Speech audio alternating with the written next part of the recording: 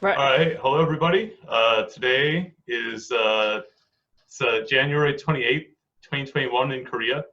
10:44 a.m. 27th in the USA. Yeah. So. Which has a new president Oh now. How yeah, that's right. exciting. Biden's president, and everybody thought that would be the end of absurd news showing up constantly every week. Nope. It wasn't. Yep. So I Well, thought. it is better. In many ways, it's better, but Yeah, I mean, it depends on who you are, right? yeah. I thought our first big episode after we started doing this again would actually be about vaccines. Vaccine rollout, distribution, and what that would do to the economy. Yeah, the Whether the administration's target of September is realistic for 100% vaccination of people who are willing to get it. Right. And we talk about like the difference between vaccinations in the countries that did well with Corona and didn't do so well. But maybe that's going to be a topic for another time because there's another bit of news that's really interesting.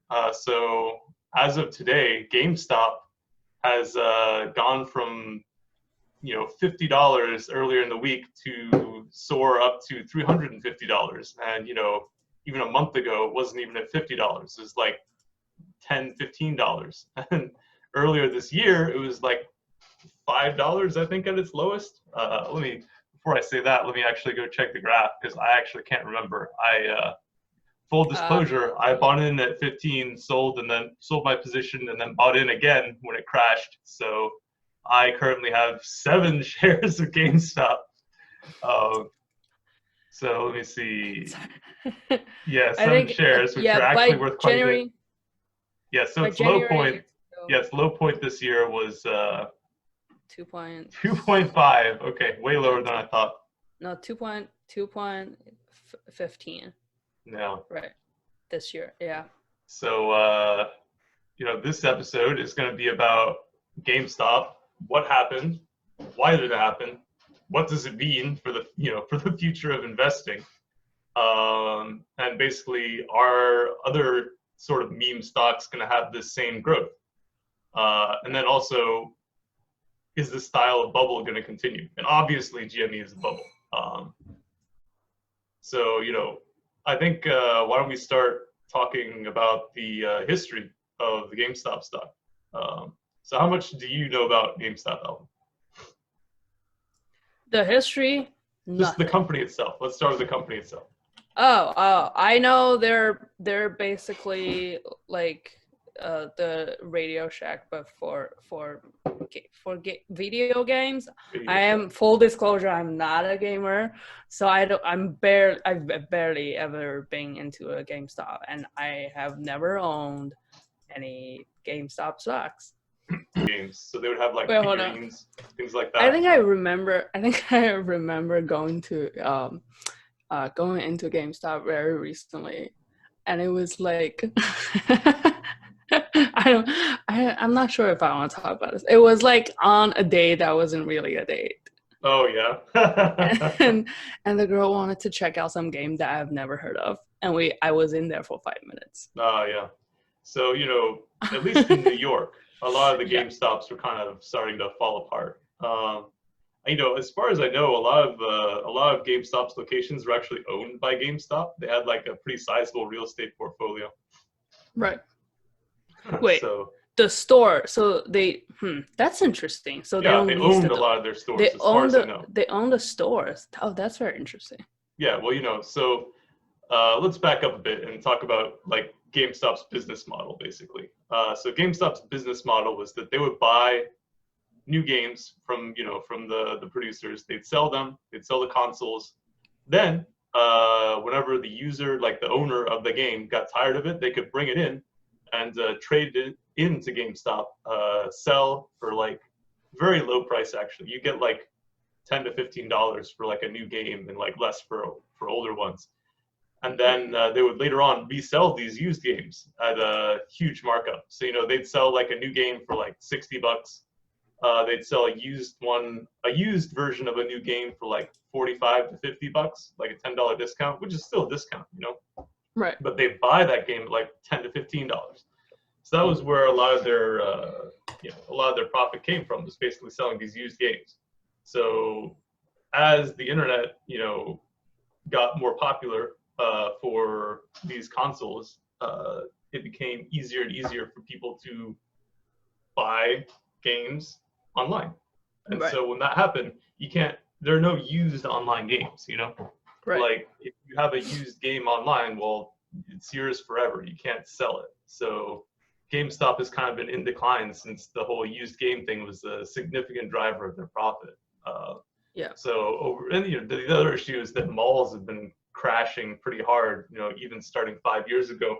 So I've actually been in a GameStop during the pandemic back in, would have been like April or May. I can't quite remember. Whenever they opened up and when the Floyd protests were still going on, like I went. It sounds like May, because April we were still in the trenches. Yeah. I mean, I just remember I went there after a protest because it was kind of around Union Square.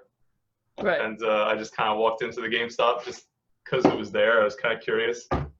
I hadn't been in one. I think I know where that GameStop is. Yeah. I mean, it's really close to Union Square. Yeah.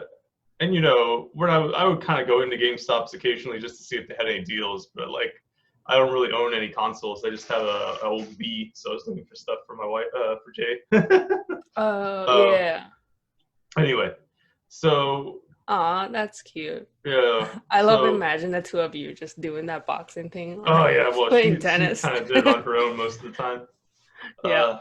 We actually brought it here to Korea, so hopefully she starts using it soon because I spent all that time hooking it up. I told you that room should be a workout room. You should just have that as a Wii/workout. Jay already spent like $800 on a couch, so it's gonna have a couch for now. Okay. It's fine. I just work out in the middle, and I'm gonna get a gym membership soon. So anyway, back to GameStop. Right. By the way, guys, there are timestamps in this, so if you don't want to hear us talk about dumb shit, just hit the timestamp. Yeah, You can just pop over when we start talking about the important things, okay? Right. So basically, used games, mall, go into shit, looks crappy, right? So GameStop looked like they were totally screwed, like they were gonna fall apart, go out of business. So what does Wall Street do when there's a company that looks like it's falling apart? Well, they short it, right? Right. So they like circle around like vultures or piranhas or whatever you want to say and start shorting it. So GameStop looked like it was screwed, so Wall Street starts shorting it, right? A lot of hedge funds start shorting it. Capital. Yeah, well, they're the most famous one, but they are not the only one, Right. So all these firms are circling around like piranhas. They're super excited. They smell the blood in the water. They start shorting it. And for those of you who don't know, do you want to give a quick rundown of what shorting is? Okay, sure. I think if you're watching this, you have an idea what shorting is. Shorting is basically when you bet on the fact that a company you bet on the fact that a company's stock is gonna go down. Yeah. Right. For all of your it's not even technical, non-finance professionals out there. Yeah. So essentially, shorting is you borrow a stock from a market maker or someone like that. A market maker is someone whose job, or a company whose job, is to basically make sure that stocks can be traded, that there's always a buyer and a seller for various stocks and options, options and things like that. Right. So in this case, the big shorts are people who are borrowing the stock, they sell it, then they do something with that money, and then they have to return the stock later. So how do they return the stock? They return the stock by buying it back and then giving it back to the market maker. And so essentially you're betting that it goes down because you buy, like maybe you borrow it when it's worth $10 and then you give it back to them when it's worth $5.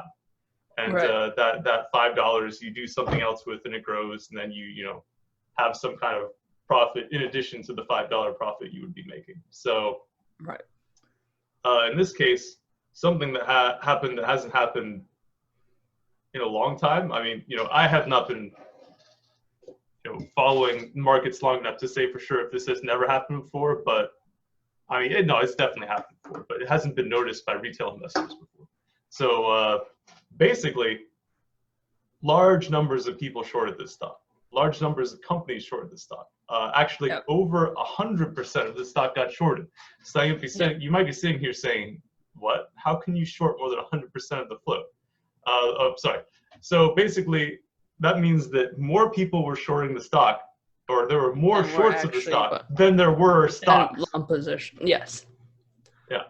So, I mean, so to really dig down into this, there are two things you need to know. You need to know that basically there are a number of shares outstanding, which means just the number of shares there are. And then you have the float. So basically, the float is the number of shares that are not restricted. What restricted means is like maybe someone on the board of GameStop like can't sell shares, or someone who's working for GameStop can't sell shares for whatever reason. So those are restricted. So the float is basically the stock available for trade.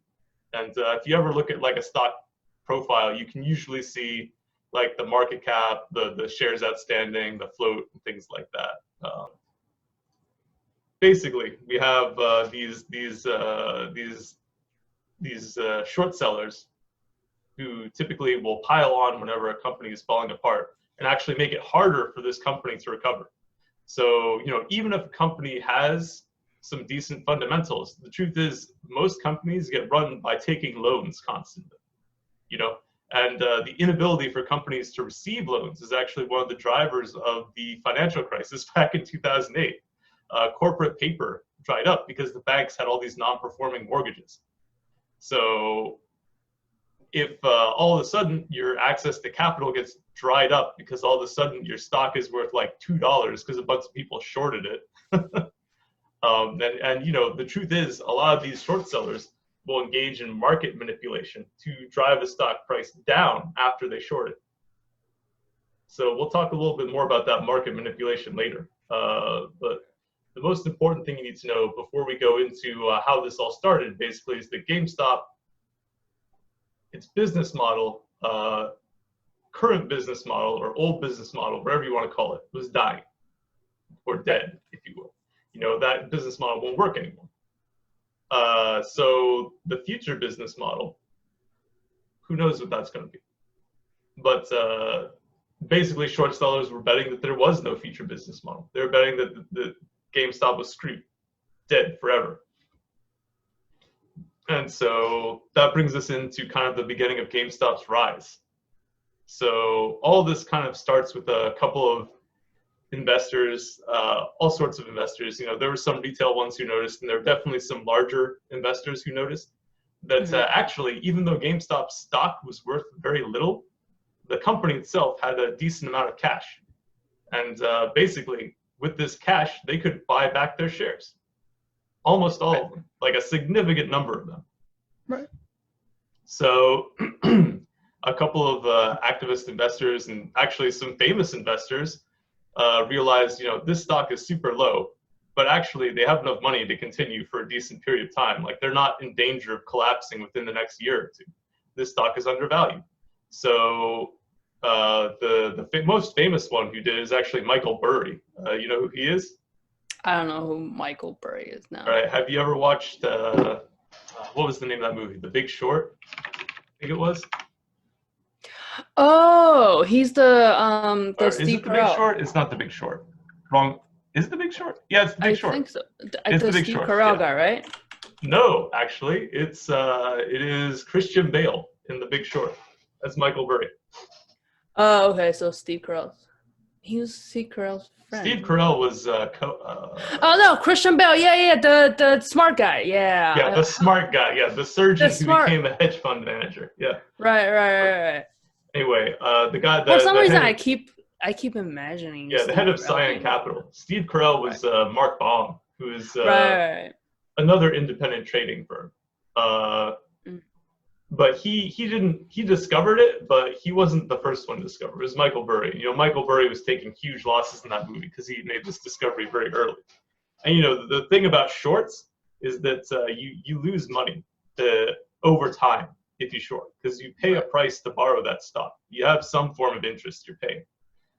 So, you know, he was shorting housing market in that case, or banks and whatnot. And so he was losing money in that movie, right? And his positions kind of were blowing up, and he's losing money, and like his fund almost closed down, if you remember, because he was shorting and it just wasn't falling apart. And, you know, there's that old saying, the markets can remain irrational longer than you can hold, you know, shit, what is the actual saying? I better look that up. But anyway, essentially it's that people can be crazy longer than you can actually afford to continue shorting. As that's a big danger with shorting. Markets, you know, markets can do some weird things. And maybe in the long run they're rational, maybe. I actually don't agree with that markets are rational at all. I don't. But in the long run, you could say they tend towards rationality. But in the short run, you might be dead, you know? Like you might be dead in the water and have no money. So the market can stay irrational longer than you can stay solvent. Yes, that's the exact saying. Yep. So since the markets can stay irrational longer than you can stay solvent, a lot of people just, even if they're right and something is overvalued, they can still fall apart. That's the sad, or is it sad? I don't know if it's sad. Personally, I don't like short sellers that much, but that's the truth. So this guy, Michael Burry, he notices that this is undervalued. So what does he do? He buys it. He buys a shitload of it. And people find out that he's invested in GameStop when his hedge fund has to, or his investment vehicle, I'm not sure if it's technically a hedge fund, his hedge fund has to release a prospectus, information on what positions they're invested in. And so people see, and of course, you know, it's Michael Burry. Everybody's seen The Big Short. Everybody kind of like really likes him, really likes his investment ideas. Yeah. And, you know, it was like kind of a black box for a long time what he was invested in. So all of a sudden, a decent number of people see he is invested in GameStop. And so they go, why is he invested in GameStop? They look at it, they figure it out. And so that now you enter like kind of the retail investors who start realizing that actually GameStop is a bit undervalued. So the first one has an interesting name. I'm gonna abbreviate his name as DFV. But if you look up Wall Street Bets and DFV, you can find his full name. It is a deep value. So he's what's called a deep value investor. He's the kind of like not the first one to discover this, and actually not even the first one to post about it on like popular investment forums. But he was the first one to take a huge position and continually post about it since last year. Yep. So since last year on GameStop? Oh yeah. His position, he bought like options and stock long time ago. All right. So is he the one that are posting the research? Yes, well he was one of the I think he actually didn't ever post due diligence, so to speak, which is, you know, Reddit code for shitty research. Well, I mean, they're not all shitty research. They are almost all shitty research. Some of them are right. That does not mean they're not shitty, all right? Well, I mean, there are. I disagree. I've seen some of their.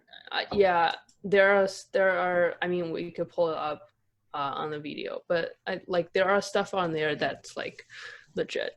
Okay.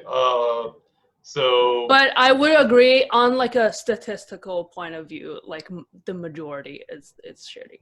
All right. So if you haven't heard of Wall Street Bets before, the best way to describe it is there are a lot of episode 3. Well, we've talked about Wall Street Bets before on the podcast. Right. Episode like 2 or 3 months ago. Yeah, months ago when we were first recording. The title is Wall Street Bets. Yeah. No, the title was Retail Investors. Yeah. So you know, this to give it a quick overview again, just because I feel like probably we'll have some new listeners here.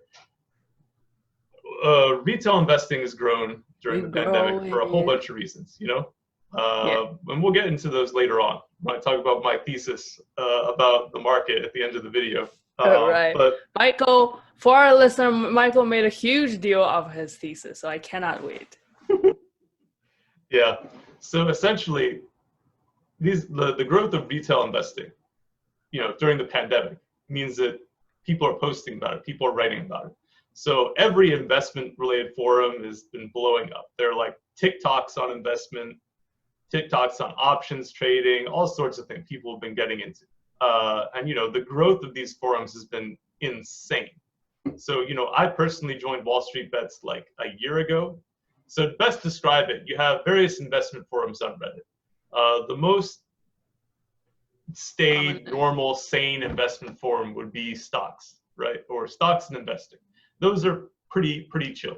Then you have like penny stocks, which have like some crazy people on them, like pumping and dumping, or talking about some like random Chinese company that's worth like 20 cents that they think is going to shoot to the moon or like explode in value, Penny stock is truly like, whenever I go on Reddit, and it's like the last thing I check, because whenever I read penny stock, I'm just like, okay, I don't want to be on Reddit now.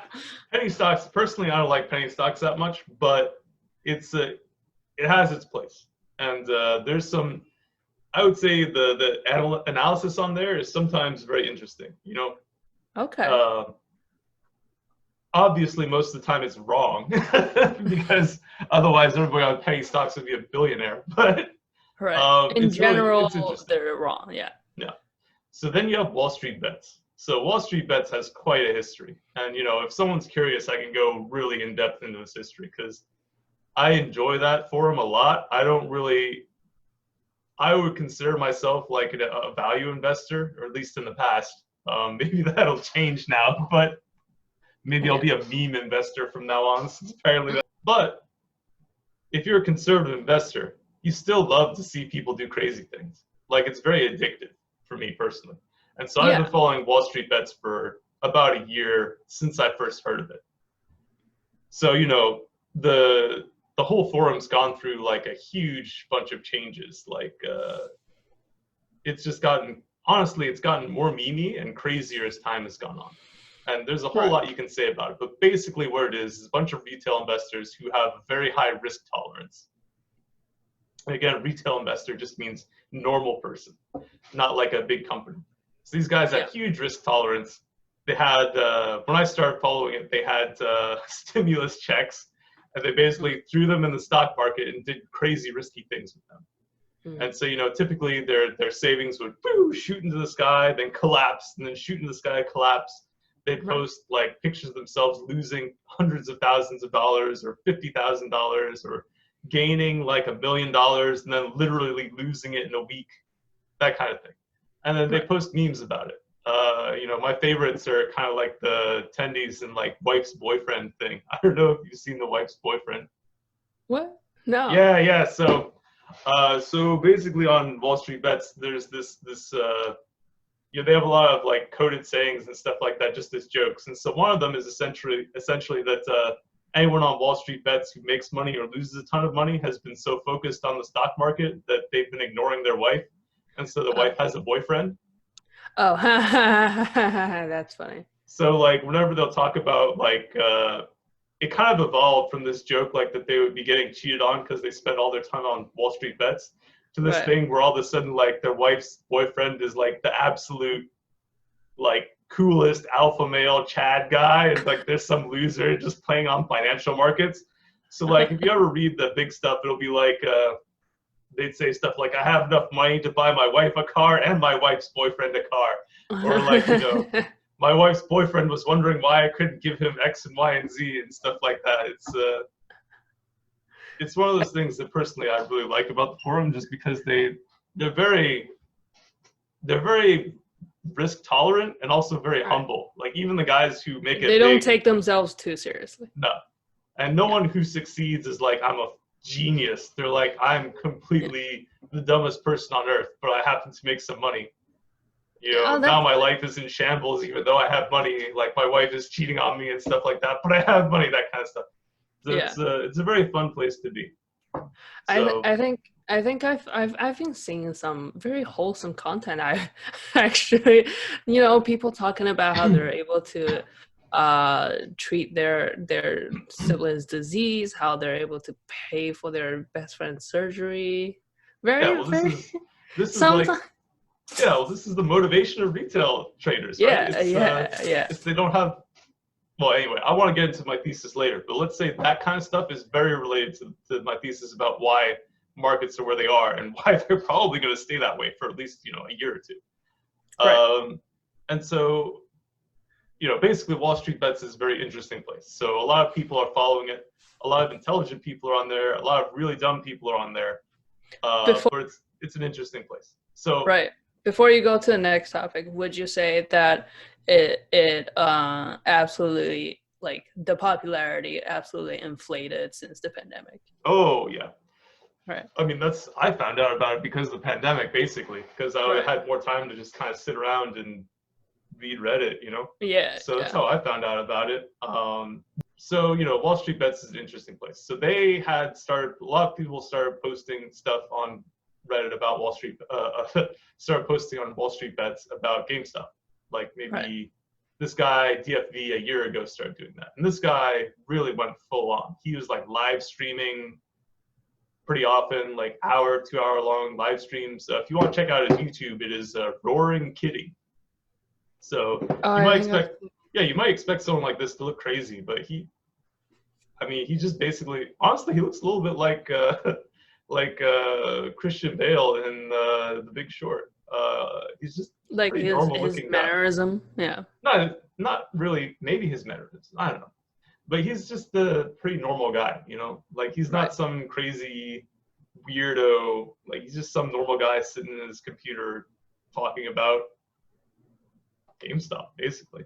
Yeah. And so, for like a year, he was talking about this stock, how it was overvalued, undervalued, how had a big upside, blah, blah, blah. So he's posting about this for a long time. And so Reddit was very skeptical. Wall Street Bets is very skeptical. And, one of the interesting things about Wall Street Bets is actually the stocks that performed the best on there were typically ones that were the most controversial. Like a lot of people disagreeing, a lot of people agreeing. Like the ones that were very popular and the ones that were not very popular tended to do very badly. Yeah.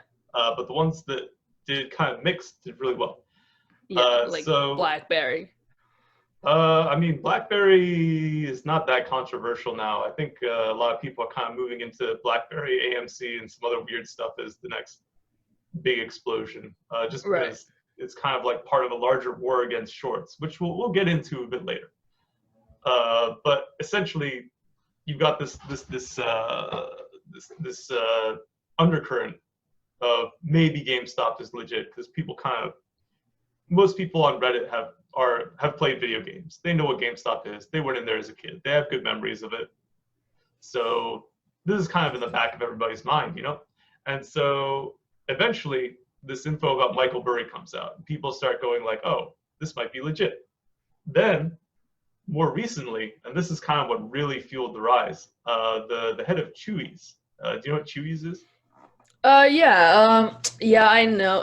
He said that he was gonna retire and become a private investor. I can't remember his name. Yeah, it's the pet website, the pets. Right, the pet website. Yeah. So that's by Ryan, kind of set up by Ryan Cohen, right? Yeah, and Ryan Cohen. Yeah, that's his name. So he started advocating that GameStop needed to change its business model, and he also turned out to be a huge investor.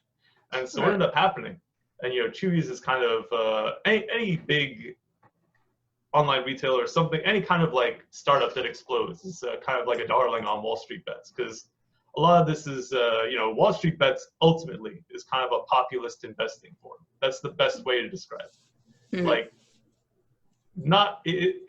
I think the U.S. This is kind of like a quick political take on the U.S. situation, but basically populism both on the left and the right are growing, and I'm not saying that Wall Street Bets is pro-Trump. Actually, I would say it's kind of the opposite, where Wall Street Bets is kind of anti-Trump, which probably a lot of more. But definitely very extreme. There are, of course, conservatives on there. If they're on there, they generally don't like Trump.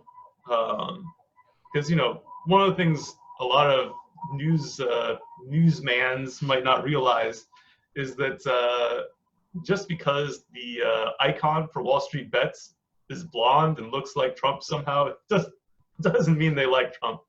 That guy is actually based on an older icon they had that was a baby. Oh, really? And so essentially when Wall Street Bets got more popular, they grew him up. And they kind of based him a little bit on the Wolf of Wall Street.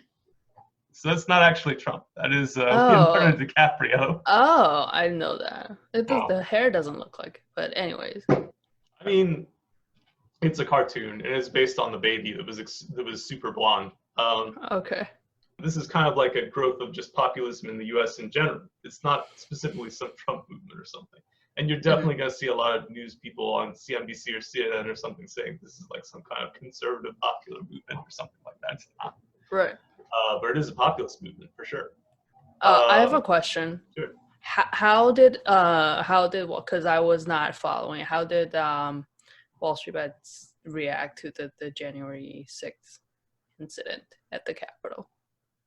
It was the January 6th, right? Or the 5th? Yeah, January 6th. I mean, basically, a lot of people were just wondering what would happen in the market. Like, obviously, they're not in favor of it. They're retail investors, but they're still investors. Like, right.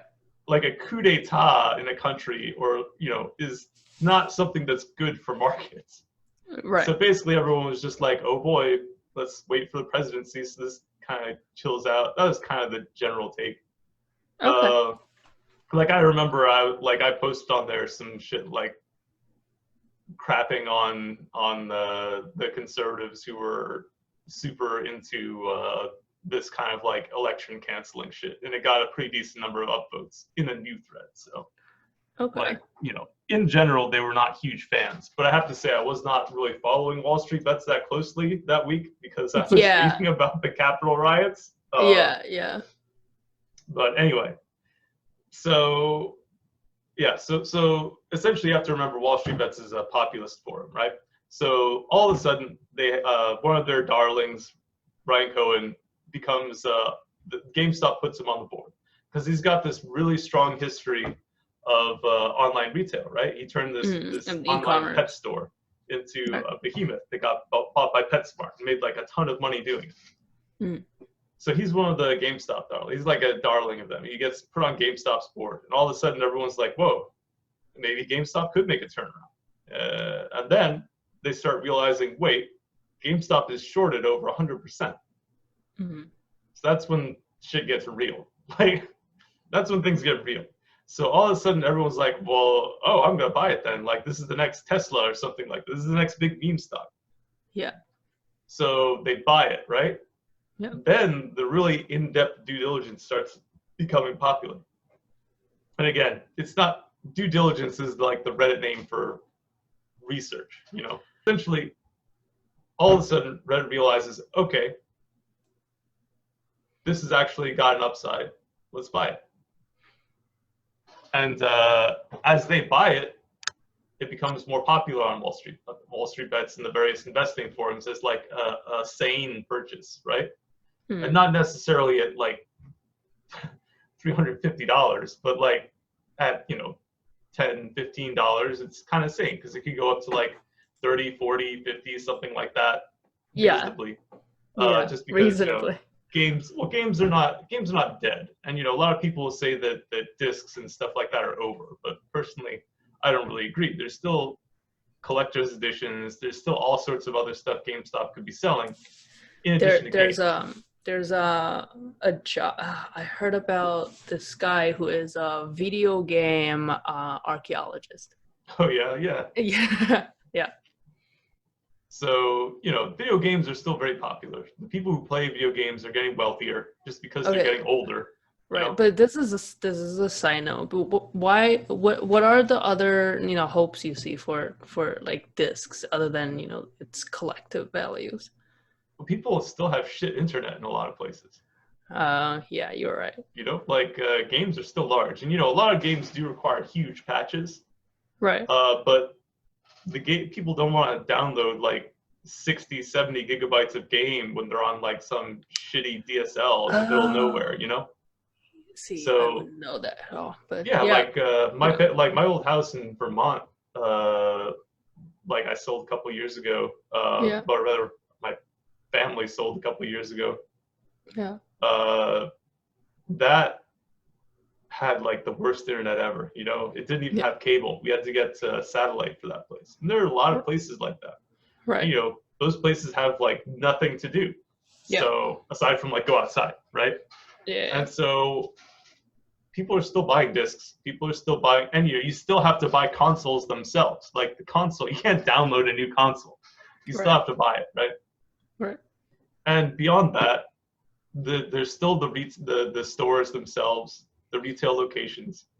You can change it up into something else. You could sell cafes. You could like make it a meeting spot for gamers. You could even turn it into a net cafe. Like there's an upside to GameStop, and they had a lot of money. They could That's do a something good with idea. that. Chain net cafe. Yeah, well, I mean, you know, I don't think a net cafe is going to be as popular in the U.S. just because computer parts are cheaper there. Well, you know what? They used to be cheaper. Now they're insanely expensive. In where? The U.S. What? I didn't know that. Oh yeah, they've exploded in value. Like a Okay. lot of people I know have been trying to build PCs because of the pandemic, and like it's a nightmare for them. Like, and you know, even if you want it, you can't get a video card for like months. So actually, you know, when the pandemic's over, it's possible that net cafes could become a thing in the U.S. I don't know about it just because you stay there for so long. Are people gonna drive to go to a net cafe? Like the U.S. is a lot less urban than a lot of big countries, and typically net cafes are an urban thing, but you never know. Right. But Anyways. Yeah, the point is there's a lot of different ways GameStop could turn around. You don't even have to know how GameStop is going to turn around. You just have to know, okay, they've got this online guru. They got a lot of smart people invested. They're smarter than, you know. Yeah, and like the defining characteristic, I would say, of a lot of these retail investors is humility. You know, and so they will invest in a stock that they think, well, this is a smart man leading it, or a smart woman. In the case of AMD, and a lot of other, you know, growing number of stocks.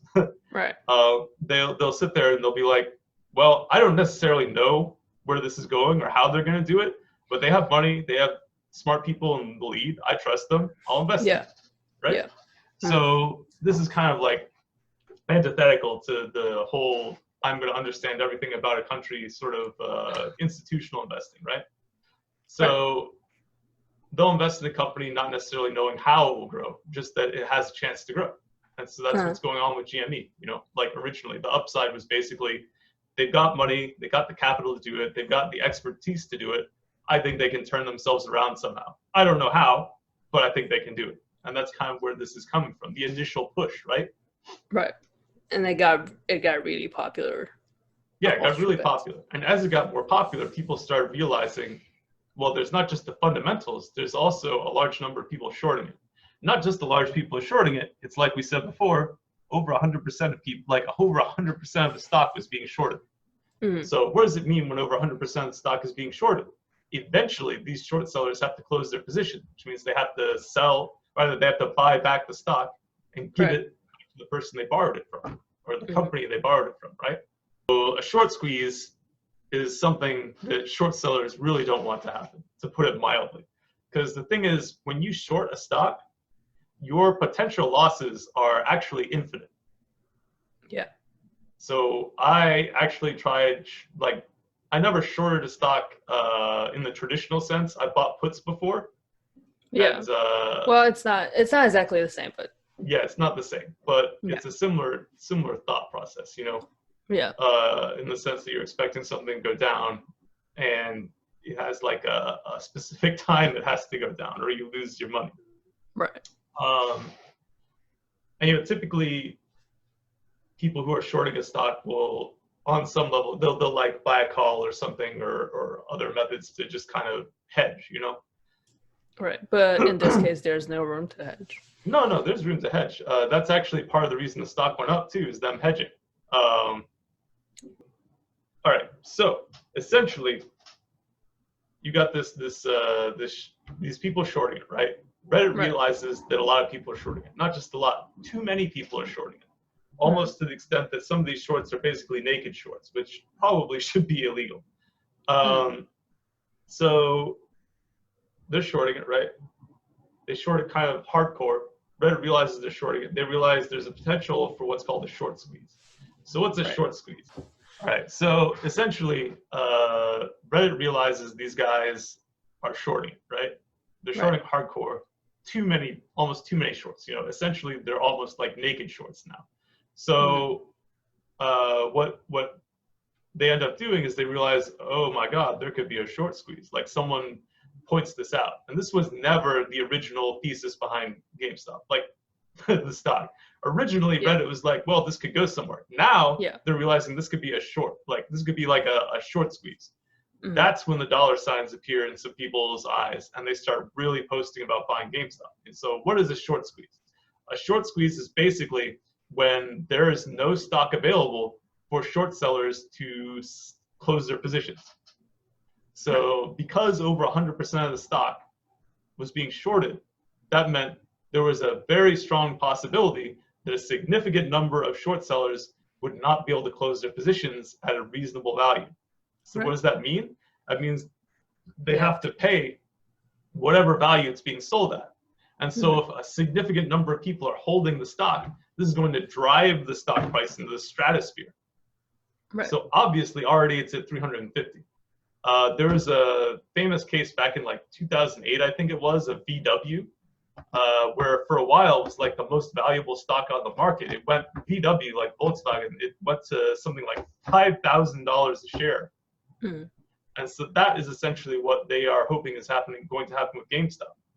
A lot of these positions close on this Friday. So in other words, tomorrow. So if it really shoots up, we're going to be seeing some absolutely absurd price action.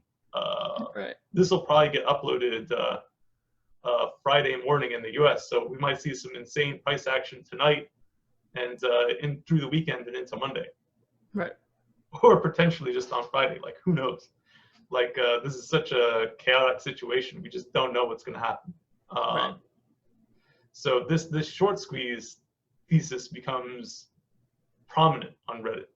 So people start buying it. And because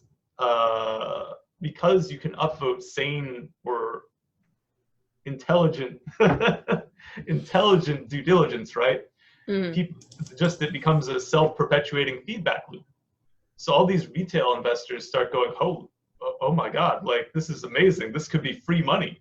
So they all start piling in on it.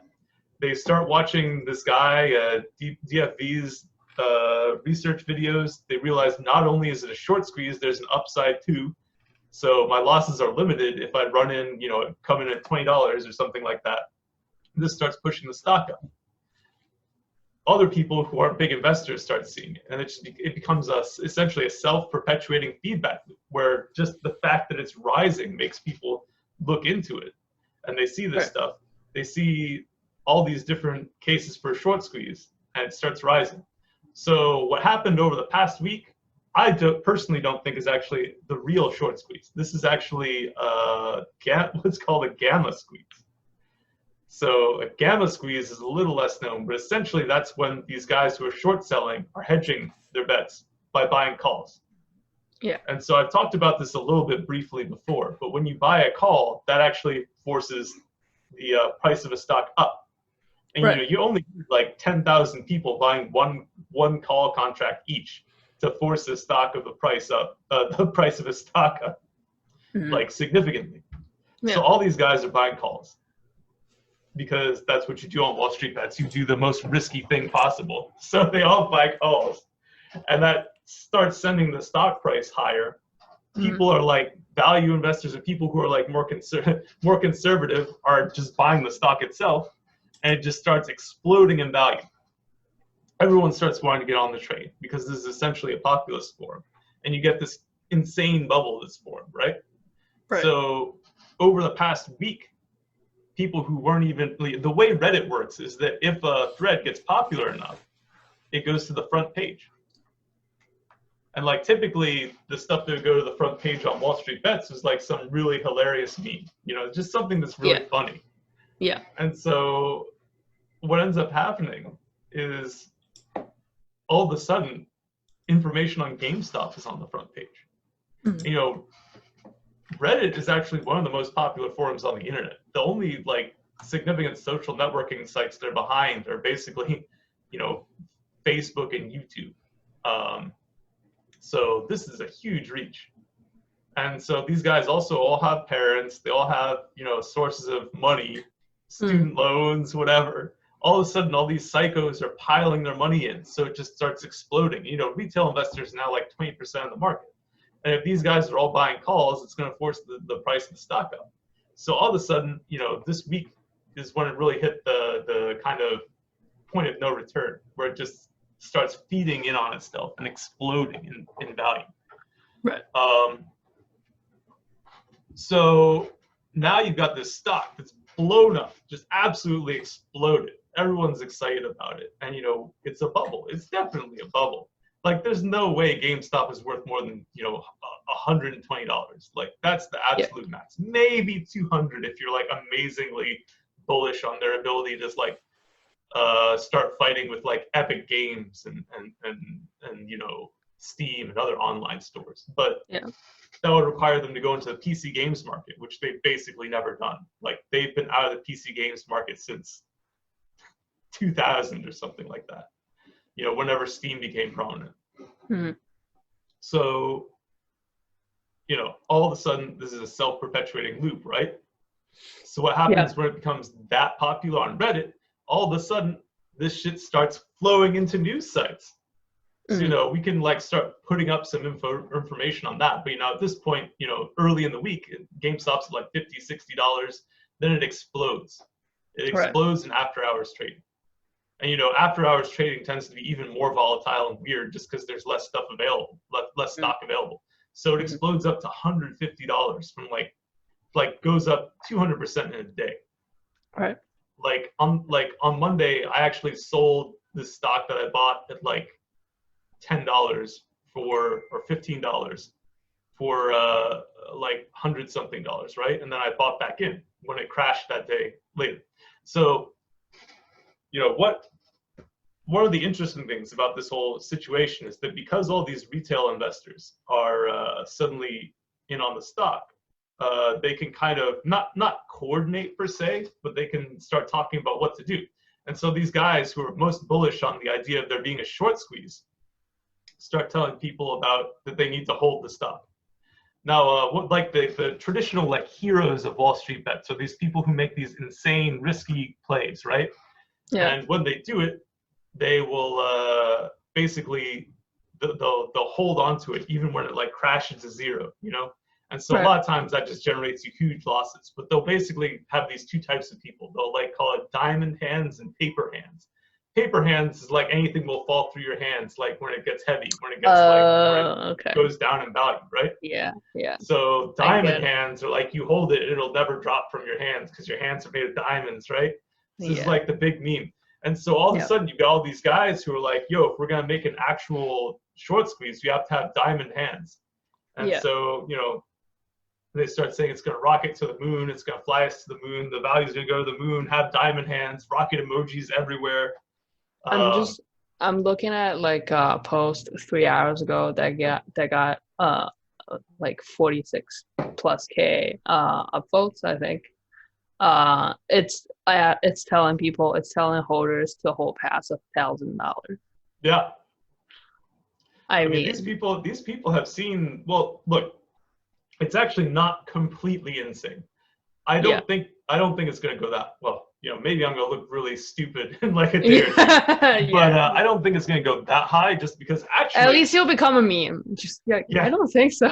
I mean, if I become a meme, that's fine with me. I don't give a shit. Like, but look, the thing is, the trading volume on these stocks is actually pretty high. So, like, if it were genuinely gonna be like a true short squeeze rather than like a gamma squeeze, I don't think you can have like.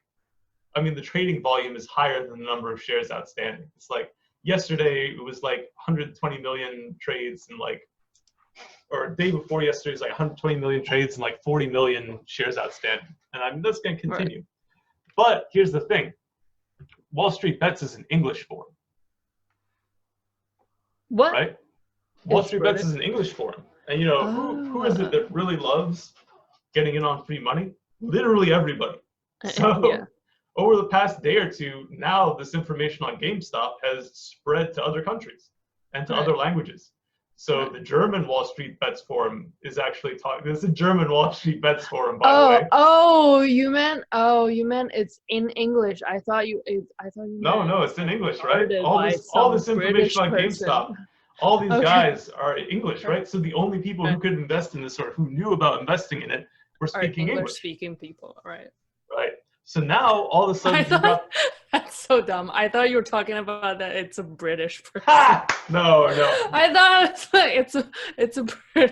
it's owned by a British people. No. Never mind. I'm sure a number of people own it because they don't have GameStops as far as I know. They have some other store I remember reading about before. But anyway, basically, so now this shit's appearing on Chinese investment stuff. It's appearing on Korean investment stuff. It's appearing in every European language, you know? Yeah. And so all these other investors. Is Jay getting wind of it? Jay got wind of it and basically was horrified, you know? She's become a good enough investor that she realized this is just insane. Right? Yeah.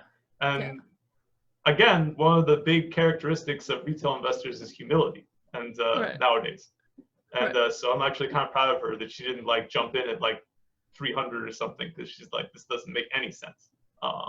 It doesn't really, unless you know about the short squeeze. So all this is predicated on a short squeeze, everything.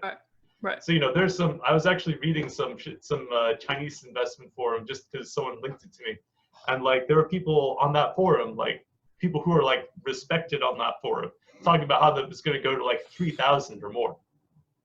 Right. So you Which got people, forum? I'll link it to you later. Okay, cool. But basically, it just, you know, the interest is blown up everywhere. So it's fueling another explosion. And so, you know, it's really kind of going crazy. And so the biggest, so, you know, you got so this, I'm trying to think of how to like explain this in a coherent way, because there's so many different pressures on this stock forcing it up. So that's essentially the retail investor side, right? Right. And so that's their base side, is essentially they're hoping for a short squeeze. Mm-hmm. Then you have the institutional side that's pushing this up. So why is the institutional side pushing this up? Basically, what happens when you're shorting a stock and the value goes up? You lose your money technically, right? Well, not if you have good credit, kind of. Because what can you do? What do you do when a stock goes up in value and you're shorting it? You short it again. Yeah. You short at the new value. Yeah. Because you know what? When a stock goes up in price, if it eventually drops down again, you still make your money. You make your money back, right? So rather than just like irrational exuberance, basically short sellers are continually closing their positions as the stock goes higher and higher. And either new short sellers are coming in or the same short sellers are staying. You know, they close their positions, buy new ones, close, buy, or they just don't close and they just keep buying. And, you know, they're buying it with lead capital, basically, you know. So that's kind of what's going on from their side. They're continually buying these, right? And some institutional investors are going to buy calls too, logically. Calls and buying the stock too, just because like maybe that's in their risk tolerance. Maybe they are, maybe there's like a hype hedge fund that I don't know about. But that's kind of, you know, there's an institutional side that's continuing to push this up too. And it's essentially because they're continually buying shorts, they're continually buying calls to hedge. Everything's continuing to explode on that side, right? Right. So that's kind of where it was. Now, over the past week or so, things have changed a little bit. So basically, you remember I told you this is a populist investment forum, right? Wall Street Bets is basically like for the people, you know, in a sense. So what ends up happening is that now people start realizing that they can screw over a short, not just like make money. They can actually screw over these short people who are short selling the stock. These funds that are short selling the stock. Right. So this genesis kind of begins with Citron Research and Mr. Left, who became famous for shorting some stuff a few years ago and making a ton of money, going against Bill Ackman, who's a very famous money investment man, you know. You know, he shorts. His whole thing is like Citron Research's whole thing is they like short a stock, then publish some research about how shitty that place is and try and drive the stock price. And this is like basically a normal thing for short sellers. And you know, that actually shorting a stock like that can actually kill a company. Yeah. Because all of a sudden, if their company is not worth much, their access to capital can dry up. And that means they can't run. And so, you know, actual people lose their jobs. So one of the things that you'll notice on Wall Street Bets is actually that people, like, it's kind of an affectionate nickname. And I'm just going to use the actual nickname here. It's like the thing about Wall Street Bets is that it's generally a very offensive place. Well, Reddit is generally a very offensive place. Not as a whole, I would actually say. I think Reddit as a whole has become much less offensive in the past, like, 4 or 5 years. There are definitely places on Reddit that are very offensive. Oh, yeah. Okay. You don't know what it was like before. There are places on Reddit that are very offensive, you know, like much conservative, like conspiracy, all these other places. But in general, stuff that's like super offensive does not get upvoted that much.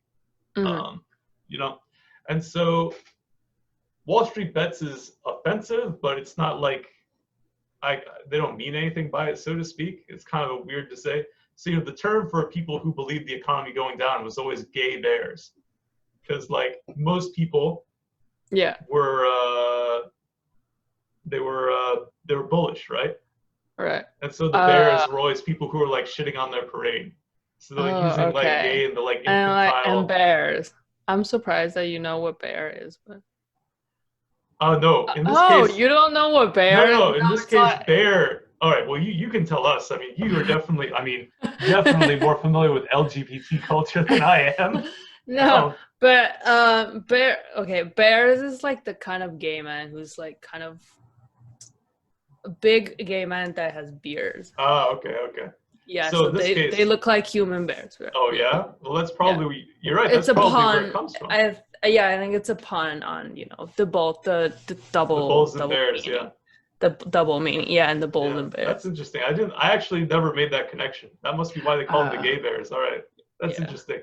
Anyway, so now they don't even say gay anymore. They just put like rainbow emoji and a bear face, like, just because like people. Well, you know, as Wall Street Bets got more popular and people just started using their phones to do it, and it's really easy to type an emoji on your phone. So, and it's funnier. It's funnier. Yeah. So, you know, rocket ship emojis became a big thing. The gay bears and the bulls. Actually, you never see people post bull emojis. Very rarely. Oh, another one of my favorite memes on there is if you've ever seen Planet of the Apes, there's a point where Caesar is like, apes together, strong. And so that's like another thing they were saying about all this is like if everybody holds like their holding position, they can force the short squeeze, right? So like the apes together. So strong. is DFV that's the abbreviation, right? Yeah, DFV is the abbreviation. Is he Caesar then? I guess. I mean, honestly, who knows what he is like. This is now a show business podcast. Oh yeah, like this is just such an interesting. This is so interesting that obviously tons of people are just joining this to watch it. And like, again, it's a populist forum. So it's never been super happy with short sellers just because they can destroy people. And, you know, Wall Street Bets, for all its offensiveness and stuff like that, is generally, as you were saying before, somewhat wholesome in its offensiveness. Like when people make it big, they're kind of expected to use the money intelligently, not just to throw it all in the trash. Like on like donate the cocaine money, and like, hookers and like fast cars and shit like that. Right. Like a lot of people are basically- saying that they're donating the money, yeah, I mean, when you make it, including Chamath. yeah. Well, those are the have like to the big remember guys. his So name. we can get into that as we go on, Right. because this is more Right. like them investing in GameStop is more part of this populist movement Right. against short sellers, you know? So essentially Reddit kind of Wall Street Bets kind of villainizes short sellers, right? Because this place, whatever else it is kind of wholesome. Like you were saying, when people make a lot of money, you're kind of expected to do something good with it, not just like buy, like maybe they'll joke about you like buying stuff for your wife's Buying boyfriend Lamborghini. and like buying cocaine and whatnot and hookers and things like that. But over time, actually, people who make it big have been kind of expected to like donate some of it to charity and like be or put good. it into a college Like, fund or something. yeah, to be good, and like you're expected to kind of like be responsible with your money after you make it big, so that Right. or At to least, lose it, or to at lose it least all on a risky present, bet. or at least say that you're doing nice things. Yeah. Yeah. Because for whatever else it is, it's essentially a forum for the little guy, right? And little guys don't generally like to see people get shit on, Yeah. So a big undercurrent here is they hate short sellers. So a lot of people start piling into the stock. People who had money or people who are just casual followers and don't normally buy stuff start piling in specifically to screw over short sellers. I mean, I don't know if you watched Mr. Left Citron Research's videos, and why don't you pull it up? Andrew Left. Like, just pull up his face and take a look at it. And I'm going to put it up on screen here now in the post-processing, so you guys can see. What's the video called? Any video by Andrew Left. Just look at him. He has such a punchable face. Like, he looks like such an asshole. Oh yeah, he he looks very creepy. I mean, he just looks like a prick. Yeah. Yeah, he's like his lips are too thin to be a nice person. sorry if you have thin lips. But I think they're. I don't know. I'm not sure. You have like better lips than he does. Than Andrew Left. Okay, thank God. Yeah. All right. Anyway, so Andrew Left basically isn't, looks like a huge. That smile needs work. He smiles like he's sitting on the toilet, just. Yeah, so he's releasing this shit like crapping on the GME, and a lot of times he's been wrong, and so every kind of populist movement needs a villain, like a specific villain, right?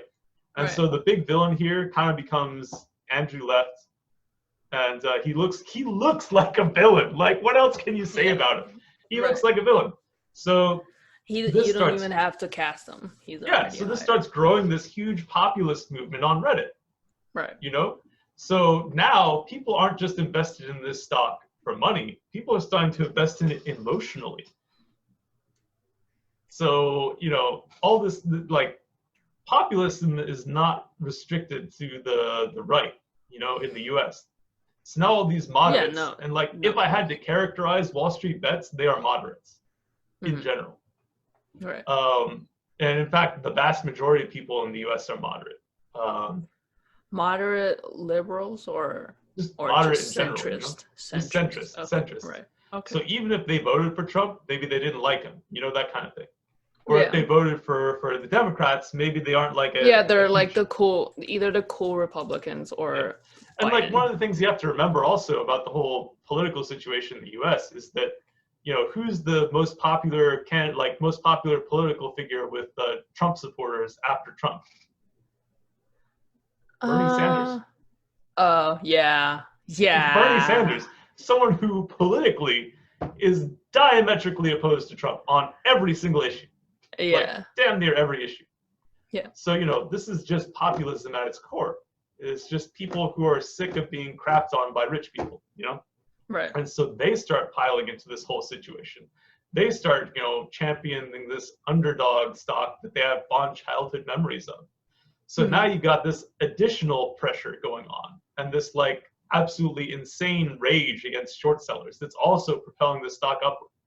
And so Andrew Left becomes this punching bag.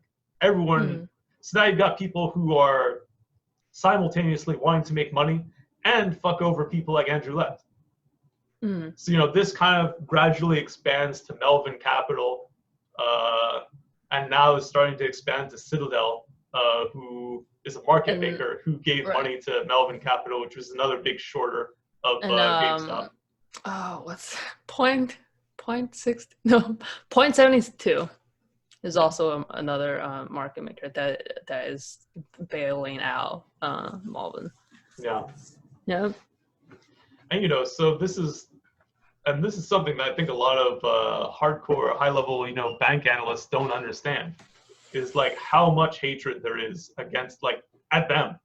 You know, they go into the office every day. They know the people there, and actually, you know, some short sellers and some people who work at these firms who are shorting are good people. Like, they'll volunteer, they'll donate sizable amount of their money to charity, but ultimately, you know, to these people, it's populist. That doesn't really matter because what they're doing is destructive. Right. You know, in their view. And I mean, on some level, in my view too. But I'm not quite so rabid as a lot of the people on Wall Street bets. But you know, that's the reality of the situation. Is that this is no longer just about the fundamentals. This is not about irrational exuberance.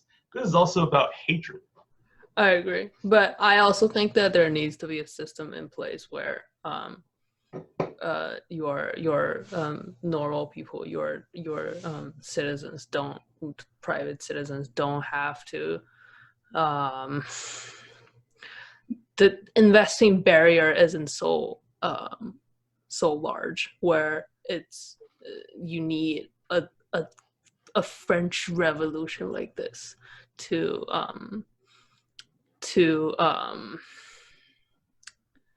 how do I say this?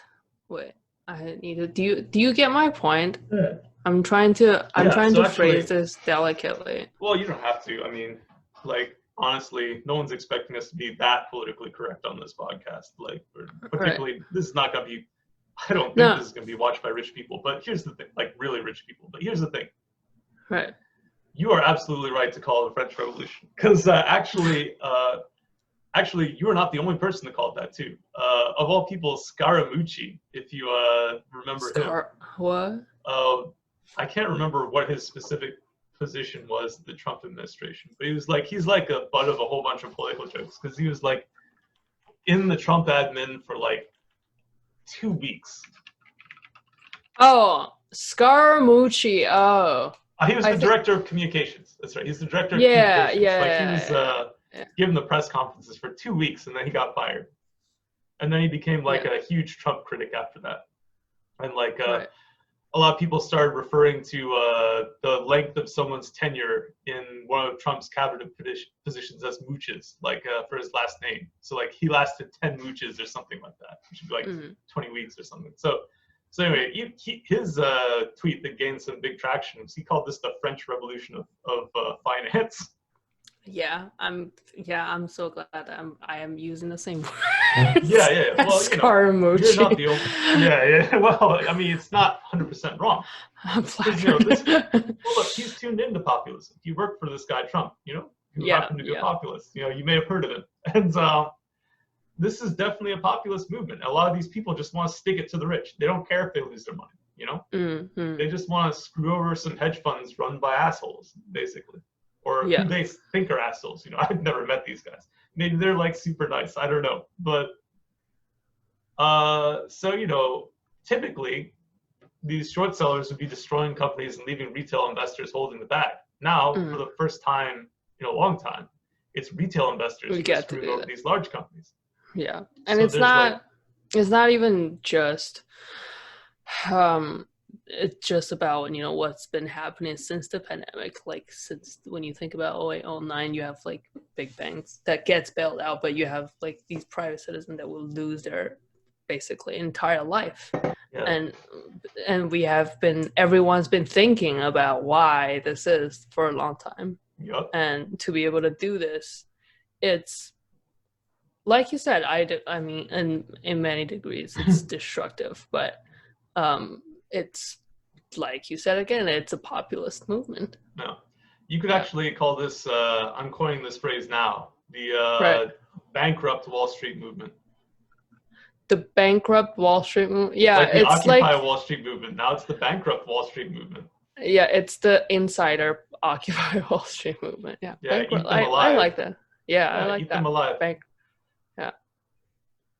Don't just steal the bankers' wives, steal their wives' boyfriends as well, stuff like that. Yeah. I mean, from that perspective, I don't understand AOC's. This is a far stretch, but I don't understand why AOC doesn't see that. Why AOC isn't like all for Wall Street bets? I mean, probably because they're super offensive, but Yeah. But you know, actually, she's not like a female chauvinist or anything like that, or some total psycho. So, you know, I don't think she's really focused on the social aspect so much. Part of it might just be that she's not paying attention to it. You may have noticed, but she almost got assassinated 2 weeks ago. So. Oh yeah, nobody noticed because there's just like so much things going on. Yeah. There's so much things going on. Yeah. So you know, like, essentially, she's just like, I don't care. I mean, you know, her tweet was essentially like, who cares? It's a bunch of hedge funds. Like, oh, you guys are gonna cry. But it is not. Though. Yeah, it is very not. It's very much not, and I don't know. I think I think AOC just hasn't paid much, like, enough attention to this. Yeah, well, I mean, I'm sure she'll comment on it, but I'd be shocked if she comments on it particularly negatively, because yeah, I mean, you know, she's a Bernie style, super hardcore, power to the people kind of person, like radical left almost. Dare I say socialist? I mean, I'm pretty sure she calls herself a socialist, so you can totally say it. Like, yeah. No, I'm saying that to all the I guess the centrists or like the Republicans out there. Everything is socialist these days. Yeah, well, I mean, she's like almost, you know, I think she actually calls herself a socialist, so I wouldn't really call that. No. Yeah, I mean that she and many the more left Democrats, I do identify themselves as, you know, being very much against anything that's related to making money and capitalism. Well, I don't know. I mean, like, I think they're against concentration of wealth. And this is essentially a redistribution of wealth from very rich, previously untouchable hedge funds. Yeah, I very much agree. And that's why I don't fully understand her standpoint. But that doesn't matter. Yeah, this is a populist movement. 2, because it's against bankers, and 3, because this also has this like risky look to boomers. I mean, let's just say it like out loud. Boomers are the ones who don't understand what's going on. A lot of popular media outlets have kind of been super negative about Wall Street bets. The coverage has been about that. Yeah, I mean, the coverage has been like universally negative about this whole situation, because yes, it's absolutely a bubble, but maybe they haven't done enough research to understand that the whole point of the bubble is a short squeeze, and maybe they don't understand the absolute rage a lot of these people have, and honestly, me too, to an extent, have against short sellers.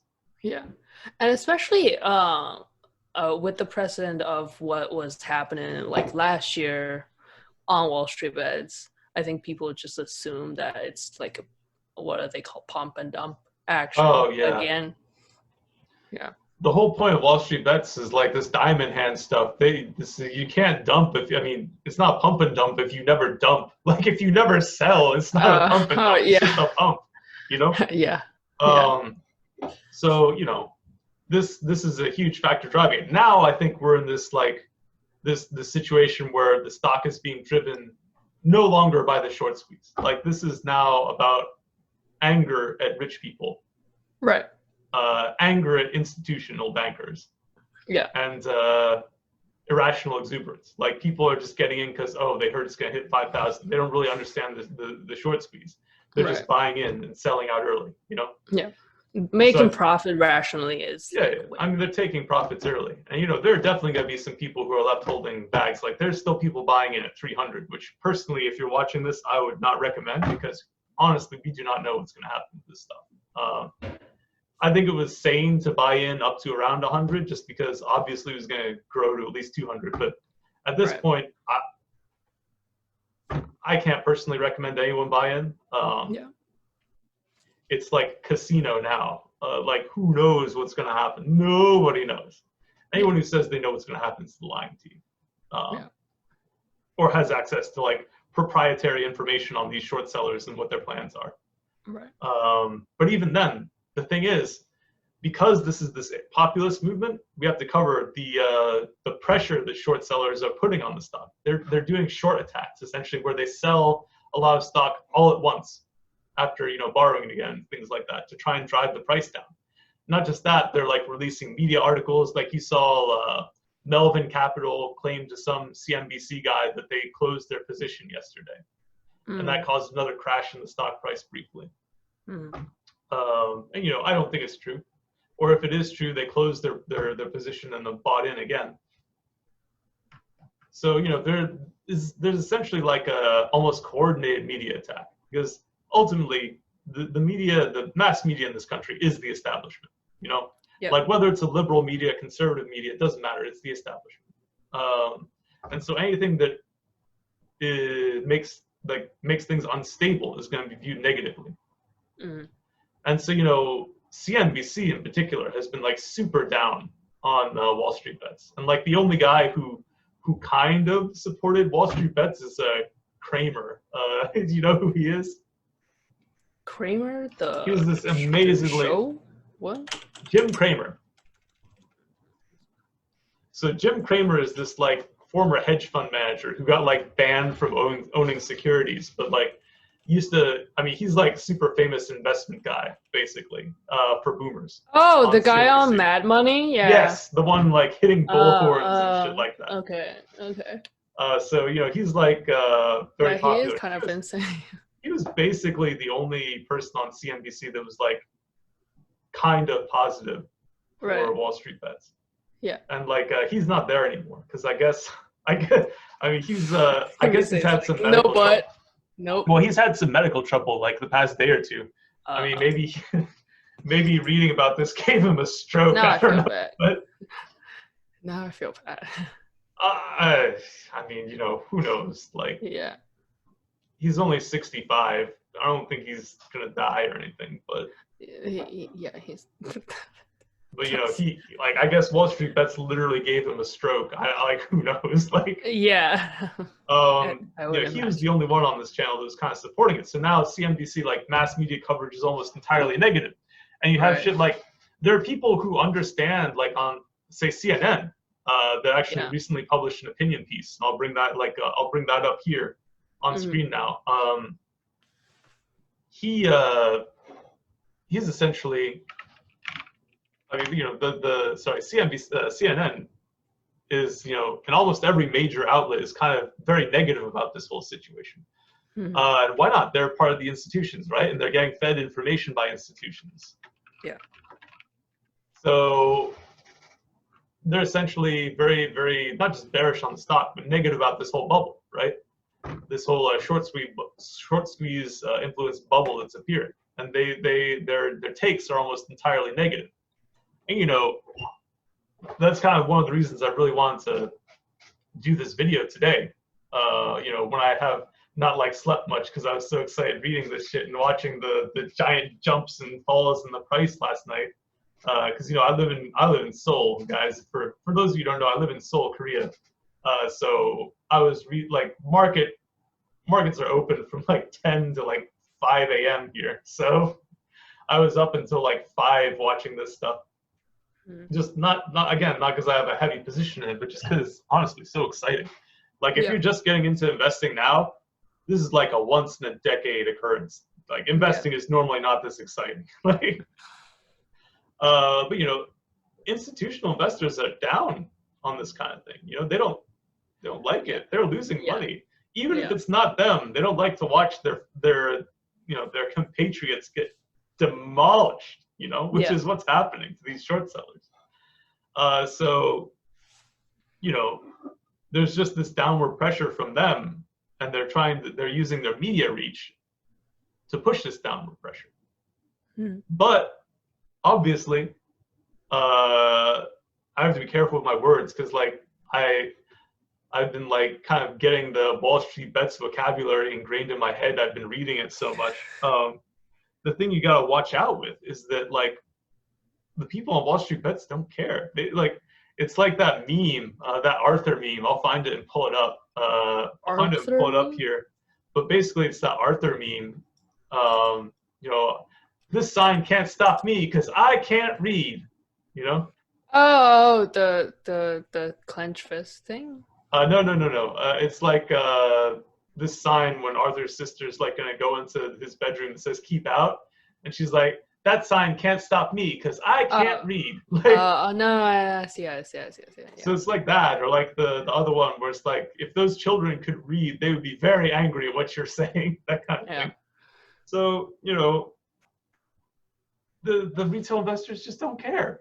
Like they don't respect traditional media outlets.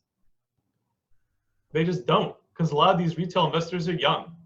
And this is going to actually tie in to my thesis that we'll talk about pretty soon.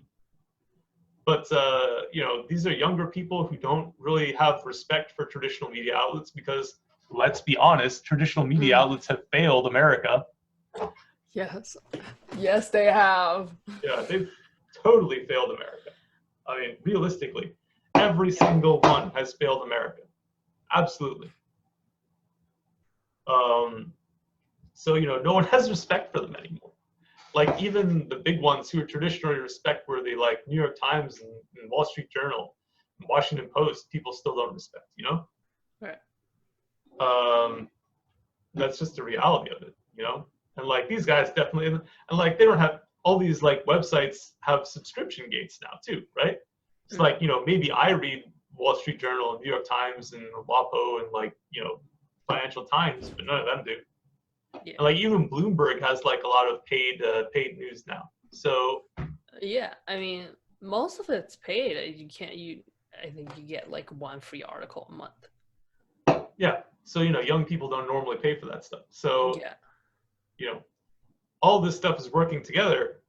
So that even though there's this like collective horror among the older, we could call it the boomer media. Yeah. Even though this is collective horror in the boomer media, it's not going to stop this growth. Eventually this bubble is going to pop, obviously. And like anyone who bought in at like 1,000 is probably going to get totally screwed.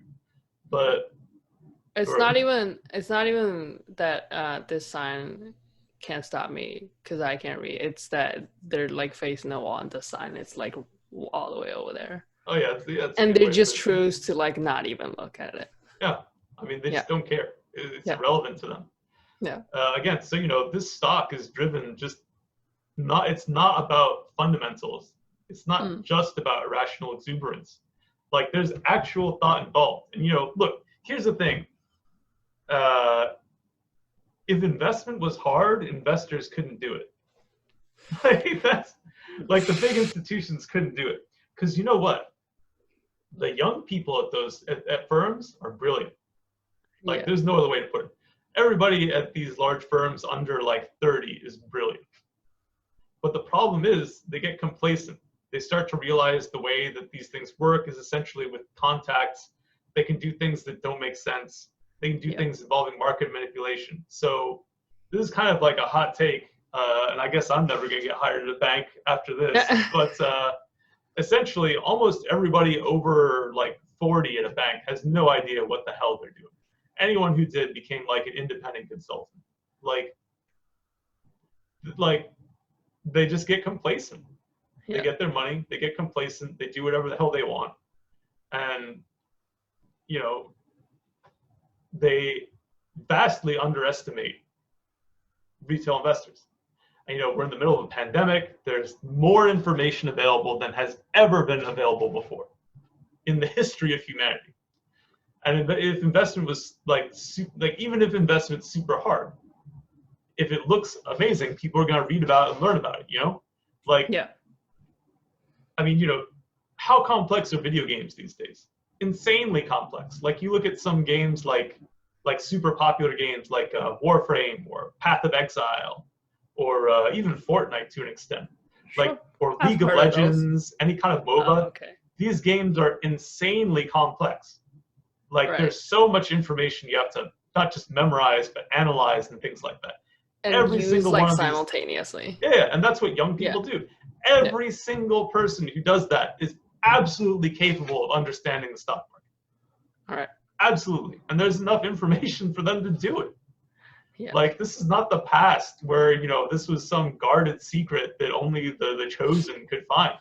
Yeah. You know? So, like, yes, you're technically hiring the best and brightest at these banks, you know, to analyze these things. But the truth is, like, they aren't, like, 5 times smarter than the average person. Yeah. They're, like, 1.5 times smarter or something like that. Yeah, or maybe just like richer. Yeah, or they just were richer when they were young, so they have the credentials. Because actually, you know what, you're right. Actually, it's not even necessarily about being intelligent. It's kind of about credentials to get hired at these banks. Yeah. And there are plenty of really brilliant, intelligent people who don't necessarily get hired at a bank because they didn't get that scholarship, or they didn't have the ability to stay in college. Because I know plenty of people who got to, like, quit college midway because they didn't have money to keep going because, like, their parents died, or you know, something horrible happened, or they had to go move back with their parents to go help them with a medical issue or help them with rent. You know, so the truth is, investment is kind of getting democratized, and a lot of institutional investors were not ready for that. Yeah. No. I totally agree. I mean, it's I like how where it's going, but you know, Wall Street bets alone, or any this sort of French Revolution adjacent movement isn't going to solve the problem that the rich was getting richer and poor getting poor. Oh, absolutely true. And so you know, you got these big figures who are getting into it now too. So obviously, this is just another upward pressure on the bubble. The bubble's inflating even more. Who knows when everyone's going to get out? Honestly, it's just like this is blood. This is a blood in the water moment for everybody who's a populist. And I think a lot of investors who are used to investing logically do not understand that. Like, if 2016 was the year that populism really started to take hold in politics, you know, 2021 is the year that populism takes place in the marketplace. You know, so that kind of like brings us in. You know, now they've got the anti-establishment is almost supporting this, like the big figures in that, right? So that kind of brings me into my general thesis for like the next year or two. Yeah. Anyway, basically, obviously, everything with like a PE value of like 150 or whatever is probably overvalued. Right. But you know, my basic thesis is that this is not going to end this year.